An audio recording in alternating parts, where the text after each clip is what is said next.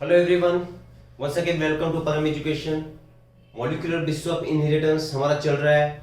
आज की लेक्चर में हम देखेंगे what are the properties of genetic material and what is RNA world, मतलब आरएनए। इसमें प्रॉपर्टीज ऑफ जेनेटिक मटेरियल में हम क्या देखेंगे कि which one is the genetic material और which properties are required for substance और any molecule that would act as a genetic material. मतलब क्या हुआ कि अगर कोई मॉलिक्यूल को, कोई सब्सटेंस को अगर जेनेटिक मटेरियल बोल के काम करना है तो उसमें कौन सी प्रॉपर्टीज होना जरूरी है, तो वो प्रॉपर्टीज हम देखेंगे। और वो प्रॉपर्टी किस मॉलिक्यूल में है, डीएनए में है, आरएनए में है या प्रोटीन में है, ये भी हम डिफरेंशिएटिंग पॉइंट उसके डिस्कस करेंगे। ठीक है, तो शुरू में जब थोड़ी बहस चल रही थी, डिबेट चल रहा था कि protein can act as a genetic material. क्यों? क्योंकि न्यूक्लियस है तो न्यूक्लियस में प्रोटीन भी है, सेल में प्रोटीन भी है। अगर कैरेक्टर्स एक जनरेशन से दूसरे जनरेशन तक अगर ट्रांसफर होते हैं तो प्रोटीन भी हो सकता है कि that is responsible for transferring the character. तो थोड़ा डिबेट चला। कुछ साइंटिस्ट थे, उन्होंने कहा no, protein act as genetic material. कुछ साइंटिस्ट थे, उन्होंने कहा no, protein is not a genetic material but RNA is genetic material. DNA भी जेनेटिक मटेरियल हो सकता है। डिफरेंट एक्सपेरिमेंट्स फिर उस पे हुए, जैसे कि ग्रिफिथ्स एक्सपेरिमेंट है जिसने ट्रांसफॉर्मिंग प्रिंसिपल दिया। उसके बाद कन्फर्मेटरी बायोकेमिकल नेचर वो दे नहीं पाए, तो बायोकेमिकल नेचर जेनेटिक मटेरियल का बायोकेमिकल नेचर ढूंढना, ये काम किसने किया? एवरे और मैक्लोइड ने किया। तो बायोकेमिकल नेचर उन्हें डीएनए मिला। फिर भी उसका कंफर्मेशन करना था। हाँ ठीक है, बायोकेमिकल नेचर जेनेटिक मटेरियल का पता चल गया, लेकिन उस पर कंफर्मेशन करने के लिए, कंफर्मेटरी टेस्ट करने के लिए हेर्शे और चेस इन्होंने रेडियो आइसोटोपिक एक्टिविटी यूज करके, सल्फर फास्फोरस जैसे एलिमेंट्स यूज करके, रेडियो एक्टिव एलिमेंट्स यूज करके फाइनल प्रूफ दिया कि protein cannot act as a genetic material but the finally genetic material was found to be DNA. तो DNA ही genetic material है। It was proven by Hershey and Chase experiment. यहां तक बात clear है। अब देखेंगे, अगर डीएनए को, जो भी हो, डीएनए हो, आरएनए हो, प्रोटीन हो, जिसे भी एज ए जेनेटिक मटेरियल काम करना है तो उसमें कुछ पर्टिकुलर प्रॉपर्टीज होनी चाहिए, पर्टिकुलर कैरेक्टरिस्टिक होनी चाहिए। ठीक है, वेल अब डीएनए, ये तो बात तय होगी कि प्रोटीन अभी जेनेटिक मटेरियल है नहीं, तो बात अभी चलेगी हमारे डीएनए और आरएनए के बीच में। ठीक है, हाँ, डीएनए ऑलमोस्ट ऑल ऑर्गेनिजम्स में it act as genetic material, लेकिन आरएनए ये भी जेनेटिक मटेरियल जैसे काम करेगा, जिसका फाइंडिंग हुआ था टोबैको मोज़ेक वायरस में। मतलब tobacco mosaic virus, well just a second, RNA also act as genetic material, acts as genetic material in some viruses, in some viruses। अब उस वायरस का एग्जांपल क्या है? For example QB bacteriophage. What is bacteriophage? It is a virus that infects bacteria, उसे हम बोलेंगे bacteriophage. तो उसका एग्जांपल क्या हुआ? QB bacteriophage. सेकेंड है हमारे पास टोबैको मोज़ेक वायरस, है ना। एनसीईआरटी में जो एग्जांपल्स मेंशन किए हैं उसके बारे में हम बात करेंगे। तो ये भी वायरसेस है, तो वायरसेस में RNA act is genetic material. अब एक क्वेश्चन है, ठीक है, दोनों भी जेनेटिक मटेरियल जैसा काम करेंगे या तो एज अ जेनेटिक मटेरियल काम करेंगे। अब दोनों में कुछ केमिकल डिफरेंसेस भी होंगे, जैसे कि RNA is less stable than DNA और DNA more stable genetic material. क्यों है? या तो कुछ डायनामिक फंक्शंस है जो कि आरएनए परफॉर्म करेगा as a messenger, as a adapter molecule, as a catalytic molecule. तो उसकी वजह क्या है? तो there should be some differences. तो डीएनए और आरएनए इसमें कुछ डिफरेंसेस हो गए, है कि नहीं? तो एक बेसिक एक दो डिफरेंस हम देखने की कोशिश करेंगे। यहां पे मैं लिख रहा हूं अभी डीएनए और यहां पर है आरएनए। ठीक है, लॉन्ग फॉर्म लिखने की जरूरत नहीं है। लॉन्ग फॉर्म से एक चीज पता चलेगी कि इसमें जो राइबोस शुगर है, तो आरएनए में जो राइबोस शुगर है, चलो पहले डिफरेंस लिख लेंगे हम। आरएनए में जो पेंटोस शुगर, पेंटोस बोलना था मुझे, अल्डोस शुगर है जिसमें कि फ्यूरान रिंग होगी। तो आरएनए में जो शुगर है, pentose sugar, the kind of that sugar is ribose sugar. समझ आया? ठीक है, डीएनए कौन सी है?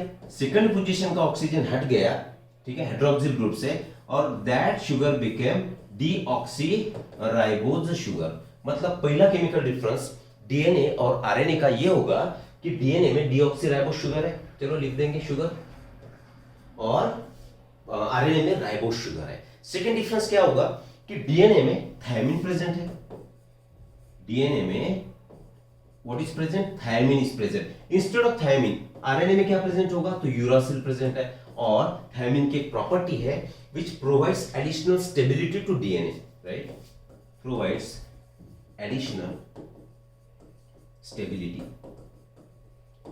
ओके, तो एडिशनल स्टेबिलिटी जब ये इसे आई मीन प्रोवाइड करेगा एडिशनल स्टेबिलिटी, उसकी वजह भी होगी क्योंकि thymine it does not undergo your photochemical mutation. क्यों स्टेबल होगा डीएनए थायमिन की वजह से, क्योंकि डीएनए रिपेयरिंग में भी इसका रोल होगा और it do not undergo photochemical mutation, that is the reason why thymine provides additional stability. Uracil is less stable. Okay, at second position RNA में, at second position hydroxyl group is present, hydroxyl group present, और hydroxyl group present होने की वजह से it is more reactive. ठीक है, RNA is more reactive. अगर reactive ज्यादा है तो स्टेबिलिटी उसकी कम होगी। क्यों, रिएक्टिव होने की वजह से it will act as catalyst. लिख लेंगे, रिएक्टिव है तो क्या करेगा, कैटलिस्ट जैसे काम करेगा। आरएनए वर्ल्ड में हम इसे थोड़ा सा डिटेल में देखेंगे, डिटेल इन द सेंस थोड़ा सा एक्सप्लेनेशन और बढ़ा देंगे। तो कैटलिस्ट है, मोर रिएक्टिव है, ये लेस रिएक्टिव है।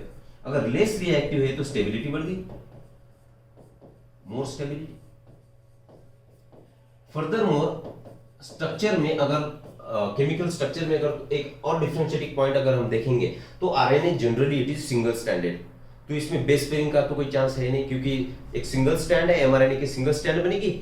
अगर फोल्डिंग होती है, ठीक है, तो टीआरएनए में भी हेयर लूप मॉडल बन सकता है, और जहां पे फोल्डेड रीजन है वहां पे उसकी पेयरिंग होगी, otherwise it is single stranded.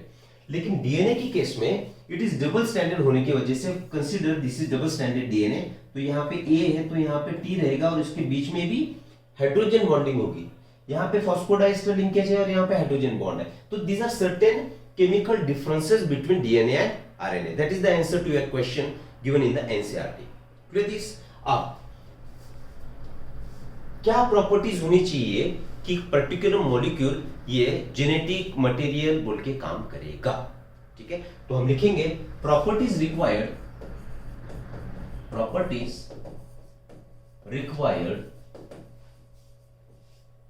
For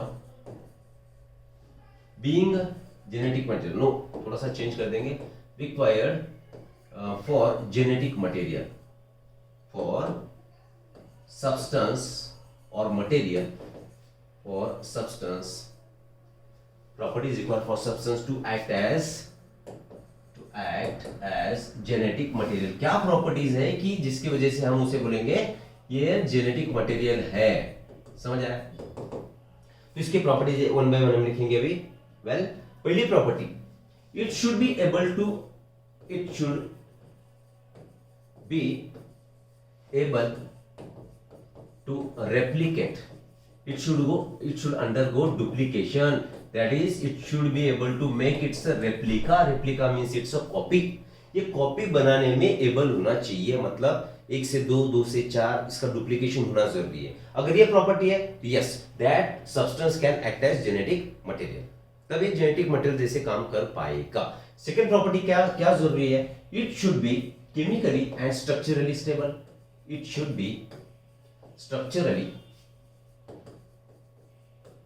and chemically stable, chemically stable मतलब केमिकल नेचर जो है, केमिकल नेचर वो भी स्टेबल होना जरूरी है और उसका structure wise it should be stable. हम देखेंगे इसका एलुसिडेशन भी हम देखेंगे कि इसका प्रूफ क्या है, इसका प्रूफ क्या है। प्रोटीन में कौन सी प्रॉपर्टी हमें नहीं मिल पाएगी कि प्रोटीन जेनेटिक मटेरियल जैसे काम नहीं कर सकेगा। ठीक है, वेल, थर्ड प्रॉपर्टी होनी चाहिए, इट शुड शो लिखने से लिखेंगे अपन undergo, it should undergo slow mutation. क्यों म्यूटेशन क्यों जरूरी है? क्योंकि अगर स्लो म्यूटेशन होगा तो इवोल्यूशन में भी इवोल्यूशन में भी उसका फायदा होगा। It is a evolutionary change in fact for evolution to take place. Evolution point of view अगर हम देखेंगे तो म्यूटेशन होना जरूरी है, न्यूक्लियोटाइड के सीक्वेंसेस चेंज होना जरूरी है, सो दैट न्यूक्लियोटाइड चेंज होगा तो ऑब्वियसली प्रोटीन सिंथेसिस भी चेंज होगा, और जो डिजायरेबल प्रोटीन्स अगर तैयार होते हैं तो इवोल्यूशन हो गया। ठीक है, नेक्स्ट प्रॉपर्टी क्या लगेगी, it should be able to express, it should be able to express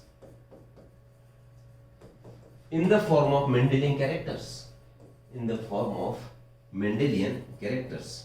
जो भी मेंडल ने कैरेक्टरिस्टिक दी थी तो it should be relevant, sorry, it should be relevant to those characters, Mendelian characters. ठीक है, अगर ये चारों प्रॉपर्टीज किसी मटेरियल में उपलब्ध है, प्रेजेंट है, तो that material will be considered as, उस मटेरियल को हम कंसिडर कर सकते हैं कि हाँ ये जेनेटिक मटेरियल है। अब वन बाय वन हम देखेंगे। देखो अभी शुरुआत में देखेंगे हम, it should be able to make its replica और it should be able to undergo replication. तो इसका प्रूफ क्या है, सी डीएनए और डीएनए आरएनए दोनों लेंगे। सपोज करिए these are two strands, antiparallel strands of DNA and this is single strand of RNA. ठीक है ना, फिर आरएनए छोड़ दो, आरएनए वेल दोनों में भी समझो यहाँ पर ए बेस है, यहाँ पे जी है, hypothetical C ji ji A T, इस तरीके का एक सीक्वेंस अभी एक स्ट्रैंड पे प्रेजेंट है। ठीक है, तो इसका पेयरिंग होगा टी जो भी है, सी जी सी सी, ये टी है और ये होगा ए। ठीक है, तो ये डबल स्ट्रैंडेड डीएनए। अगर इसे रेप्लिकेट करना है तो सेमी कंजर्वेटिव रेप्लिकेशन वैसे भी हमने देख लिया है, डिटेल में देखा है कि semiconservative replication Meselson and Stahl इन्होंने जो प्रूफ दिया था वो भी हम देख चुके हैं। डीएनए रेप्लिकेशन की डिटेल प्रोसेस भी हमने देखी है। अब ये स्ट्रैंड सेपरेट होगी, ठीक है, और इस पे ये पेरेंटल स्ट्रैंड्स है तो पर्टिकुलर बेस का सीक्वेंस है, इस पे कॉम्प्लीमेंट्री बेस पेयरिंग हो करके यहाँ पे फिर से डीएनए की स्ट्रैंड बनेगी, तैयार होगी। ठीक है, similar to the case with RNA, मतलब आरएनए और डीएनए दोनों में भी rule of complementarity, base pairing का जो रूल है, complementary basis will pair with each other, A will pair with T जैसे कि G will pair with C. तो ये this rule will be followed by, ये रूल कौन फॉलो करेगा सॉरी, बेस पेयरिंग का रूल कौन फॉलो सॉरी कौन फॉलो करेगा, डीएनए और आरएनए दोनों भी फॉलो करेंगे। तो ये जेनेटिक मटेरियल हो सकते हैं या तो है। ठीक है, लेकिन प्रोटीन के बारे में अगर बात करेंगे तो प्रोटीन में ऐसा कोई रूल नहीं होगा कि जिससे कॉम्प्लीमेंट्री बेस पेयरिंग होगा, बेसिस का संबंध ही नहीं है। क्यों? क्योंकि protein is the structure formed by a chain of amino acid that is called as your polypeptide chain, that is protein. तो इसमें कोई कॉम्प्लीमेंट्री का रूल फॉलो नहीं होगा। तो यहां पे कट हो गया, protein can not act as genetic material, can not act as genetic material. First criteria हमारा अभी पूरा हुआ कि अगर जेनेटिक मटेरियल कोई हो सकता है तो कौन होगा, या तो डीएनए होगा या तो आरएनए होगा। और वैसे भी कुछ वायरसेस में इनिशियल पार्ट में हमने वैसे भी देख लिया कि क्यूबी बैक्टीरियोफाज है, या तो आपका दैट इज टीएमई वायरस है, टोबैको मोज़ेक वायरस, उसमें single standard DNA your RNA act as genetic material. ठीक है, फर्स्ट क्राइटेरिया फुलफिल हुआ, प्रोटीन कट हो गया। अब प्रोटीन ये जेनेटिक मटेरियल नहीं हो सकता। ठीक है, तो आरएनए और डीएनए की बात करेंगे। ठीक है, सेकंड क्राइटेरिया हमारा क्या है? सेकंड क्राइटेरिया है कि it should B chemically and structurally stable, chemically and structurally stable. उसका स्ट्रक्चर और chemical nature it should be stable. Clear है? तो ये अगर सेकंड क्राइटेरिया भी फुलफिल होगा तो दैट इज क्या बोल सके, that is the member of genetic material. तो वो मटेरियल जेनेटिक मटेरियल जैसे काम कर पाएगा। ठीक है, तो स्ट्रक्चरल और केमिकली स्टेबल कौन ज्यादा स्टेबल है? अब कंपैरिजन होगा हमारा डीएनए और आरएनए में। तो इसमें दोनों में से ज्यादा स्टेबल कौन है? तो DNA is found to be more stable. ठीक है, ये ज्यादा स्टेबल है और ये आरएनए इज लेस स्टेबल। अब लेस स्टेबल होने की भी कुछ वजह होगी। क्या वजह है? लेस स्टेबल होने की वजह है कि at second position there is presence of second position OH is present, that is why it is less stable. ठीक है ना, it act as catalyst, it is more reactive. ठीक है, अब सेकंड पोजीशन में OH होने की वजह से रिएक्टिव मॉलिक्यूल बन गया, कौन? आरएनए, और रिएक्टिव है इसलिए ये एज अ कैटलिस्ट काम करेगा। ठीक है ना, तो इसकी स्टेबिलिटी क्या हो गई, कम हो गई। क्यों, सेकंड पोजीशन पे OH आ गया, सो ये रिएक्टिव बन गया, रिएक्टिव बन गया तो कैटलिस्ट जैसे काम किया। क्योंकि नॉर्मली बायोलॉजिकल सिस्टम में कैटलिस्ट कौन काम करेगा, कैटलिस्ट जैसे कौन काम करेगा, एंजाइम्स। नेचर एंजाइम का क्या है, प्रोटीन्स। लेकिन ये जरूरी नहीं है कि हर बार बायोलॉजिकल सिस्टम में सिर्फ प्रोटीनियस एंजाइम ही फंक्शन करेंगे, it is not at all necessary. तो sometimes RNA also act as enzyme, और उसे हम राइबोजाइम कहेंगे। क्या कहेंगे, राइबोजाइम। फॉर एग्जांपल प्रोकैरियोट्स में 23S आरएनए, या तो ड्यूरिंग स्प्लाइसिंग प्रोसेस जब mRNA का प्रोसेसिंग होगा तो non functional non coding units that is introns will be removed by spliceosome complex. किससे बना है, RNA और प्रोटीन से बना है, तो it act as a catalyst, that's why it is less stable. ठीक है, डीएनए स्टेबल, ज्यादा स्टेबल है, ऑलरेडी हम लिख चुके थे, फिर एक बार लिख लेंगे। थायमिन इसमें प्रेजेंट है, फोटोकेमिकल म्यूटेशन इसका नहीं होगा, फोटोकेमिकल म्यूटेशन नहीं होगा, it will resist photochemical mutation. इसकी वजह से डीएनए इज ज्यादा स्टेबल होगा। इसका प्रूफ अगर हमें देखना है तो ग्रिफिथ ने क्या किया था, ग्रिफिथ का एक्सपेरिमेंट क्या था, उसने बैक्टीरिया हिट किल किए थे, ही हिट किल्ड बैक्टीरिया,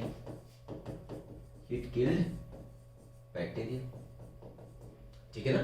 बैक्टीरिया का हिट किलिंग किया, उसके बावजूद जो जेनेटिक मटेरियल था वो कंप्लीटली डिस्ट्रॉय नहीं हो सका। अगर जेनेटिक मटेरियल डिस्ट्रॉय होता था तो there would be no what we can say no transforming principle. जैसे कि जो स्ट्रेन थी, R strain was converted into S strain, smooth strain, ठीक है, मतलब a viral strain was converted into your viral strain due to transformation of some material from the surrounding medium, ठीक है ना। और उस सराउंडिंग मीडियम से जो भी मटेरियल ट्रांसफर हुआ और आर टाइप एस टाइप में कन्वर्ट हुआ तो उसे ग्रिफिथ ने नाम दिया था ट्रांसफॉर्मिंग प्रिंसिपल। तो इसका मतलब ये हुआ हिट किल करने के बावजूद भी जेनेटिक मटेरियल की पूरी प्रॉपर्टीज डिस्ट्रॉय नहीं हुई, तो DNA act as genetic material in this case. Clear? अच्छा, ये तो बात हो गई हमारा सेकंड क्राइटेरिया और characteristic, that is chemically and structurally it should be stable. Chemical nature भी एज इट इज था और स्ट्रक्चर भी मेंटेन रहा। जैसे पीसीआर में देखेंगे हम, पीसीआर टेक्निक में क्या करते हैं, पीसीआर में 3 स्टेप्स में पीसीआर होगा। पहली स्टेप होगी डीनेचरेशन, ठीक है ना। डीनेचरेशन मतलब क्या, सेपरेशन ऑफ 2 डीएनए स्ट्रैंड्स, ये 2 स्ट्रैंड्स थी, ठीक है, इसमें ऐसी कॉम्प्लीमेंट्री पेयरिंग थी, तो इसे सेपरेट कर देना, मतलब उसका मीनिंग हुआ डीनेचरेशन करना। तो ये जो यहाँ पे टेम्परेचर प्रोवाइड किया गया था, तो temperature it was in the range of 90 to 95 degree Celsius. No doubt bacteria का डीएनए यहाँ पे यूज किया था, थर्मस एक्वाटिकस, लेकिन बात ये चल रही है हमारी कि जेनेटिक मटेरियल होने के लिए ये कैरेक्टरिस्टिक होना भी जरूरी है, इट शुड बी स्टेबल। अगर ड्यूरिंग एजिंग प्रोसेस जैसे जैसे हम बूढ़े होते जाएंगे तो जेनेटिक मटेरियल स्टेबल होना चाहिए, उसमें कुछ बदलाव बिल्कुल भी नहीं चलेगा। सेकेंड थिंग, फिजियोलॉजिकल चेंजेस हमारी बॉडी में होते हैं तो भी इट शुड बी स्टेबल, ठीक है ना। तो उसका जो प्रूफ है तो ये कहां से आएगा, ग्रिफिथ एक्सपेरिमेंट से आएगा। और सेकंड क्राइटेरिया, अगर डीएनए डबल स्टैंडर्ड है, DNA is double standard, for example these are 2 strands of DNA, और इसे हमें अगर सेपरेट करना है तो सेपरेट करने के लिए हम इसे क्या करेंगे, इसे हीटिंग प्रोवाइड करेंगे, हीट प्रोवाइड करेंगे। तो हीट प्रोवाइड करने के बाद this 2 strands will be separated again. उसे अगर हम पुल करेंगे पर्टिकुलर कंडीशंस के अंदर, कुछ स्पेसिफिक कंडीशन प्रोवाइड करके इसे अगर हम कुल करेंगे तो this 2 strands upon cooling again it will form base pairs and double standard DNA will be formed. इसका मीनिंग ये हुआ, अगर हम इसे हीट भी करेंगे तो भी इसका केमिकल नेचर और स्ट्रक्चरल स्टेबिलिटी रिटेन रहेगी, मेंटेन रहेगी। समझ आया? तो ग्रिफिथ का एक्सपेरिमेंट होगा, ये पर्टिकुलर कंडीशंस हुई, राइट। तो केमिकली कौन ज्यादा स्टेबल हुआ, फिर DNA is more stable than RNA, right. Third criteria हमारा, it should show mutation, it should undergo slow mutation. Mutation कैसा होना चाहिए, स्लो होना चाहिए। What is mutation? म्यूटेशन का मीनिंग क्या हुआ, mutation is change in nucleotide sequence, nucleotide sequence में चेंज हो जाना, इसका अर्थ ये हुआ कि now that molecule is mutated. ठीक है, just a second, okay continuous, right, change in nucleotide sequence. अब डीएनए की अगर हम बात करेंगे तो DNA show slow mutation. DNA में म्यूटेशन होगा लेकिन ये कैसा होगा, स्लो होगा। और आरएनए की अगर बात करेंगे तो आरएनए कैसा मॉलिक्यूल है, RNA already it is a reactive molecule, और रिएक्टिव होने की वजह से ये क्या कैसे काम करेगा, एज अ कैटालिस्ट काम करेगा, तो इसका म्यूटेशन भी फास्ट होगा। आरएनए का म्यूटेशन इज फास्टर। और वैसे भी कंसिक्वेंटली हम अगर देखेंगे तो वायरसेस का जो म्यूटेशन रेट होता है या तो इवोल्यूशन का रेट होता है, तो इट इज फास्टर।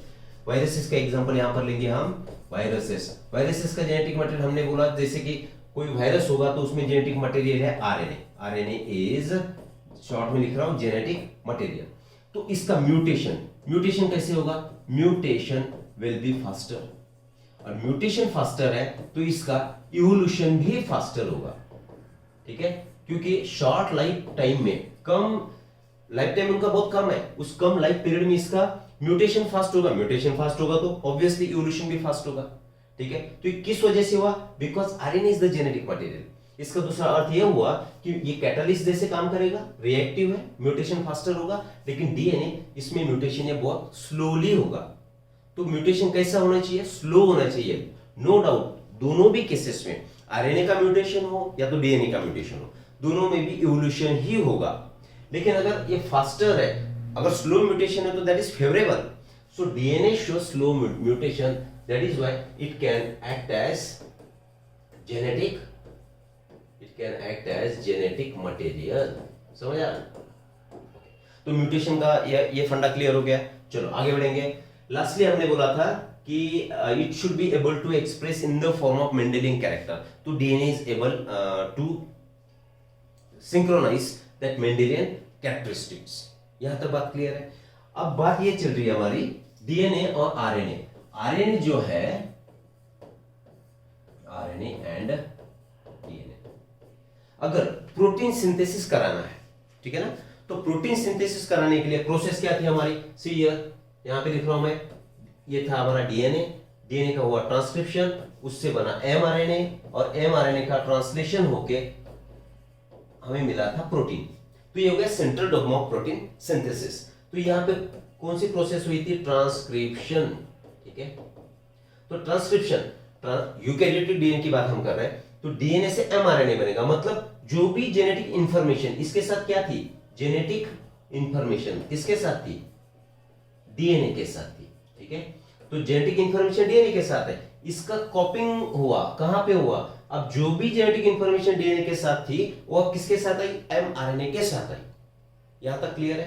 तो इसे हमने बोला ट्रांसक्रिप्शन। लेकिन यहां पे जो एमआरएनए बनेगा तो इस एमआरएनए की प्रोसेसिंग होना जरूरी है, ये एचएनआरएनए बोलेगा, ट्रांसक्रिप्शन में वैसे भी हम देख लेंगे। ठीक है ना, तो एमआरएनए इसकी प्रोसेसिंग होगी, एक प्रोसेस लिख रहा हूं मैं यहां पर, ट्रांसक्रिप्शन के दौरान यहाँ पे स्प्लाइसिंग होगी, रिमूवल ऑफ इंट्रॉन।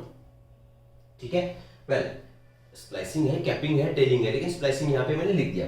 तो ये सेकंड एमआरएनए से क्या बनेगा, उसका ट्रांसलेशन होगा। अभी जो भी जेनेटिक इंफॉर्मेशन एमआरएनए के साथ है तो that is mRNA language, coded language. और एमआरएनए पे जितने भी कोड्स प्रेजेंट होंगे तो those codes will code for particular amino acid, और उसका अमीनो एसिड का कोडिंग होने के बाद उसका चेन बनेगा, वो बनेगा प्रोटीन। यहां तक क्लियर है बात। तो इसे बोलेंगे हम translating the language from mRNA in the form of amino acids to form protein. जो भी लैंग्वेज, कोडेड लैंग्वेज एमआरएनए के साथ है, उसका ट्रांसलेशन करके हम अमीनो एसिड का एक सीक्वेंस तैयार करेंगे, उसमें पेप्टाइड बॉन्ड का फॉर्मेशन होगा, और उसे हम बोलेंगे प्रोटीन सिंथेसिस हुआ। मतलब आरएनए अगर प्रोटीन बनाएगा तो that will be the direct process. सही है, अभी वहां पे लिख दिया था मैंने एमआरएनए, मान के चलेंगे this is type of RNA, तो directly it will produce protein, ये प्रोटीन बनाएगा। ठीक है, लेकिन डीएनए को अगर प्रोटीन बनाना है तो सबसे पहले क्या होगा, डीएनए से क्या बनेगा, एमआरएनए बनेगा, एमआरएनए से फाइनली बनेगा प्रोटीन। जैसे आरएनए में एबिलिटी थी कि directly it could synthesise protein, इसने डायरेक्ट प्रोटीन बना दिया, लेकिन डीएनए को पहले एमआरएनए में कन्वर्ट होना होगा, इसकी डीएनए की लैंग्वेज अब एमआरएनए के साथ जाएगी और उसके बाद प्रोटीन बनेगा। That means this protein synthesis machinery, protein synthesis machinery revolves around RNA। ठीक है ना? फिर से एक बार सी हियर, हम क्या समझ रहे हैं यहां पर, डीएनए है, डीएनए के साथ जेनेटिक इंफॉर्मेशन है, कोडेड लैंग्वेज है, यही लैंग्वेज का ट्रांसफर हुआ अभी एमआरएनए में। यहां पे जितनी इंफॉर्मेशन थी ये एमआरएनए के साथ आएगी और ये इंफॉर्मेशन अभी कोड होगी, कोड करेगी अमीनो एसिड को और तब जाके प्रोटीन बनेगा। डीएनए डायरेक्ट बना पाया प्रोटीन? नहीं बना पाया। अगर डीएनए डायरेक्टली बना नहीं पाएगा तो उसे सहायता किसकी लेनी होगी? एमआरएनए की सहायता लेनी होगी और इसकी सहायता से बनाएगा। इसका मतलब ये हुआ अगर प्रोटीन सिंथेसिस कराना है तो what is essential? Your RNA is essential. यहां तक बात समझ आ गई? ठीक है, तो अब इस नतीजे पे हम पूछेंगे कि डीएनए स्टेबल जेनेटिक मटेरियल है और RNA act as adapter molecule, catalytic molecule, that is act as enzyme. ठीक है ना? तो अभी इंफॉर्मेशन, जेनेटिक इंफॉर्मेशन ट्रांसमिट करने के लिए कौन बेटर रहेगा और जेनेटिक इंफॉर्मेशन स्टोर करने के लिए कौन बेटर रहेगा? सीधी सी बात है, डीएनए। वेल चलो आगे देखेंगे। DNA is good genetic material, good ने बेस्ट ही है, good genetic material. Important line है, for storage of genetic information, for storage of genetic information. अगर जेनेटिक इंफॉर्मेशन स्टोर करना है तो कौन कर पाएगा? तो better way DNA will perform this function in right manner और बेटर वे। Clear this? और आरएनए की अगर बात करेंगे, आरएनए अगर है तो RNA it is good for transmission of character, transmission of character. कैसे? अभी हम वैसे देख भी चुके हैं, फिर से एक बार पीछे जाएंगे अपन। हाँ देखिए, डीएनए में इंफॉर्मेशन स्टोर थी, ठीक है ना? तो ये इंफॉर्मेशन आप किसके साथ आई? एमआरएनए के साथ। और ये ट्रांसमिट, एक्चुअल प्रोटीन तैयार होना मतलब क्या? कैरेक्टर का एक्सप्रेस होना। कोई भी कैरेक्टर, जैसे हाइट इज अ कैरेक्टर, ठीक है ना? तो हाइट कैरेक्टर कब दिखेगा? जब प्रोटीन, हाइट का प्रोटीन तैयार होगा। ये किस माध्यम से होगा? एमआरएनए से होगा। मतलब ये कैरेक्टर का जो ट्रांसमिशन हुआ तो किस माध्यम से हुआ? एमआरएनए से ट्रांसफर हुआ। That means for transmission of character mRNA, I mean RNA is essential और RNA is good और it is required। और अगर जेनेटिक इंफॉर्मेशन स्टोर करनी है तो ये तो अनस्टेबल मॉलिक्यूल है, इसमें ज्यादा देर स्टेबल नहीं होगी, है ना? तो DNA is a good molecule और best molecule for storing the genetic information. Clear this? अभी यहां तक हमारी बात हुई what are the properties of some substance that will act as genetic material. तो अब क्या प्रूव हुआ? DNA is the best genetic material which is chemically structurally stable, which undergoes slow mutation, which is able to show replication। जैसे RNA के बारे में भी बात की हमने, आरएनए also shows replication और it is able to express in the form of Mendelian characters। यहां तक क्लियर है? चलो अब नेक्स्ट बिट देखेंगे हमारा आरएनए वर्ल्ड। अब ये आरएनए वर्ल्ड क्या है?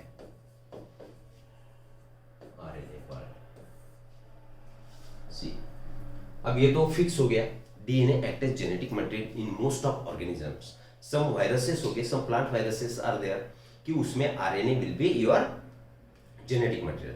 लेकिन अब दोनों में फिर फर्क क्या है? फर्क इन द सेंस, अब डीएनए पहले तैयार हुआ कि आरएनए पहले तैयार हुआ, है राइट? तो आरएनए इज क्या लिखेंगे आप? तैयार हुआ। RNA is form first. कौन सबसे पहले तैयार हुआ? आरएनए तैयार हुआ। और इसका अगर प्रूफ चाहिए तो इवोल्यूशन जो हमारा चैप्टर है उसमें केमिकल इवोल्यूशन की जो प्रोसेस है तो उसमें हम देख पाएंगे कि RNA is the first genetic material. Order of discovery नहीं बोलेंगे, सिंथेसिस या तो फॉर्मेशन के ऑर्डर अगर बोलेंगे तो RNA is form first in comparison to DNA. और second thing, there are so many life processes. Life processes हमारे बॉडी में हो रही है, बॉडी में जितनी भी घटनाएं घट रही है, जितनी भी प्रोसेसेस हो रही है, तो प्रोसेसेस क्या है? लाइफ प्रोसेसेस है। जैसे कि डाइजेशन है, एक्सक्रीशन है, your locomotory activities, all these our life processes. तो लाइफ प्रोसेसेस रिवॉल्व मतलब घूमना, आगे पीछे घूमना, इसके आजू बाजू में घूमना, रिवॉल्व अराउंड आरएनए। अब ये लाइफ प्रोसेसेस कौन सी है? तो लाइफ प्रोसेसेस लाइक आपका मेटाबॉलिज्म है, एनाबॉलिज्म या तो कैटाबॉलिज्म, ये भी आरएनए की वजह से होगा, ठीक है। देन स्प्लाइसिंग जैसी प्रोसेस है जिसका हमने जिक्र किया था लास्ट स्लाइड में कि जब एचएनआरएनए बनेगा, सी हियर फिर से लिख रहा हूं मैं यहाँ पर, डीएनए है, डीएनए से बना आपका एमआरएनए तो, और एमआरएनए से बना था प्रोटीन, इसे बोलेंगे हम प्रोटीन सिंथेसिस का dogma, central dogma of protein synthesis given by your Crick. तो एमआरएनए बना तो इट इज प्रोसेस्ड एमआरएनए, तो इसकी पहली जो अवस्था है, तो पहली अवस्था दिस इज एचएनआरएनए। इसका एचएनआरएनए का क्या होगा, एचएनआरएनए का होगा प्रोसेसिंग, और प्रोसेसिंग की 3 स्टेप होगी। एक होगी कैपिंग 5 प्राइम एंड पे गुआनोसिन मिथाइल ट्राइफॉस्फेट अटैच करेगा, दूसरी होगी टेलिंग, ठीक है, टेलिंग, और टेलिंग मतलब क्या, 3 प्राइम एंड पर एडेनिल रेसिड्यू अटैच होना, 200-300 यूनिट रहेंगे उसके, और third is your splicing. Splicing का मीनिंग हुआ कि removal of introns, removal of non coding region, non coding region जो कि किसी अमीनो एसिड को कोड नहीं करेगा, non coding region called intron is your splicing.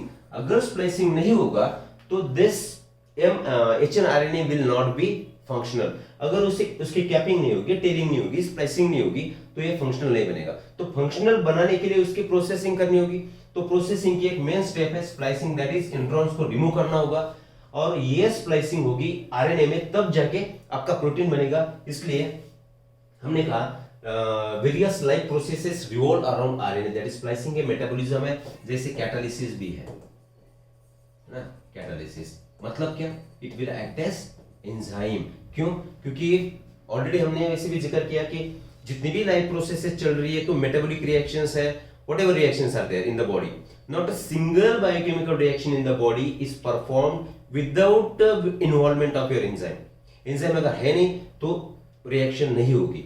तो जरूरी नहीं है कि हर बार आई मीन जैसे कि स्प्लाइसिंग ले लो, तो स्प्लाइसिंग में राइबोजाइम लगेगा, ठीक है। जैसा ट्रांसलेशन है, ट्रांसलेशन प्रोसेस में पेप्टिडिल ट्रांसफरेज एंजाइम है, तो व्हाट इज दैट एंजाइम, उसका नेचर प्रोटीन नहीं है, that is also ribozyme. That means इसे हम बोलेंगे RNA act as ribozyme, means RNA acting as enzyme, लिख रहा हूं मैं यहां पर, RNA acting as an enzyme is called as ribozyme. Clear this? Well, third thing क्या कहा हमने कि सबसे पहले कौन तैयार हुआ, तो आरएनए तैयार हुआ, केमिकल रिवोल्यूशन ये प्रूव करेगा। सेकेंड, बहुत सारी लाइफ प्रोसेसेस है जो कि रिवॉल्व करेगी, किसके अराउंड रिवॉल्व करेगी, कि किस पे डिपेंड करेगी, आरएनए पे डिपेंड करेगी, जैसे कि मेटाबॉलिक प्रोसेसेस है, एंजाइम का इन्वॉल्वमेंट है, कैटालिसिस या तो स्प्लाइसिंग है, ये सब प्रोसेसेस आरएनए है तो ही होगी, ठीक है ना। अब डीएनए की बात करेंगे। अब DNA it is more stable. अब ये स्टेबल हुआ कैसे, ये आपका आरएनए था, आरएनए में केमिकल मॉडिफिकेशंस हुए, और chemically modified form is nothing but your DNA. तो this is about your RNA world. Just a second, right. तो आरएनए वर्ल्ड के बारे में क्या बातें पता चली अभी। RNA is form first, then life processes revolve around RNA. Third thing, it act as a ribozyme, that means it act as catalyst. It is less stable, while less stable, catalyst जैसे काम करेगा तो stability कम ही होगी, और उसमें ही modification होके क्या बनेगा, डीएनए बनेगा। RNA with chemical modification can be termed as DNA. और डीएनए की स्टेबिलिटी ज्यादा होने की वजह भी हमने देख ली कि इसमें कौन प्रेजेंट है, थायमिन इज प्रेजेंट, ठीक है ना, और इसमें hydrogen bonds are also present, hydrogen bonds between two strands. So आशा करेंगे यहां तक आरएनए वर्ल्ड और प्रॉपर्टीज ऑफ जेनेटिक मटेरियल आपको समझ आया होगा, ठीक है। अभी मिलेंगे नेक्स्ट लेक्चर में, तब तक के लिए bye, thank you very much.